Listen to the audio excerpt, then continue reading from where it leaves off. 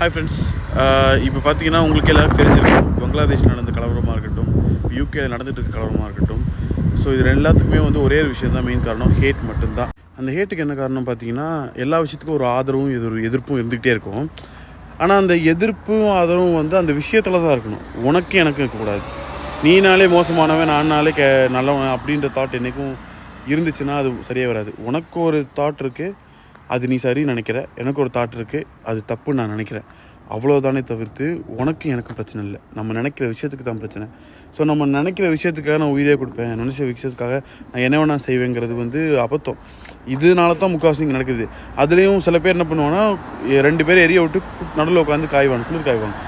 அந்த விஷயம் தான் எல்லா இடத்துலையும் நடக்குது. இப்போ இங்கே நடக்கிறதா இருந்தாலும் அங்கே நடக்கிறதா இருந்தாலும் அது ஒன்று தான் இருக்குது. பிரச்சனை ப்ரொட்டஸ்ட் ஆரம்பித்தது 2 நாட்டிலையும் கவனிச்சுக்கோங்க. அங்கேயும் வேறு, யூகேலையும் வேறு. ஆனால் அது எங்கெங்கேயோ போய் எவனும் உள்ளே வந்துடுறான். நான் லிட்டராக எப்படி தான் நான் வந்து ஜல்லிக்கட்டு ப்ரொட்டஸ்ட்டில் வந்து ஃபஸ்ட்டு டேலேருந்தே இருந்தேன். அதாவது இன்றைக்கி ப்ரொட்டஸ்ட் ஸ்டார்ட் ஆகுது ஈவினிங்னா, நான் வந்து அடுத்த நாள் காலையிலே வந்துட்டேன். அந்த ஃபஸ்ட்டு 50 மெம்பர்ஸ்குள்ளே நான் இருக்கிறேன்.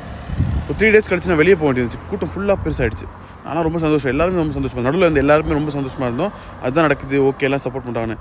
ஆனால் வெளியில் நான் போகும்போது, நான் ஒரு 3வது நாள் கழிச்சு வெளியில் போகணும். வெளியில் போய் தான் பார்க்குறேன், வேறு ஏதோ போய்கிட்டு இருக்கு. நிஜமாக அது ப்ரொட்டஸ்ட்டுக்கு நம்ம என்ன பேசுகிறோன்றதுக்கு வெளியே சம்மந்தமே இல்லை.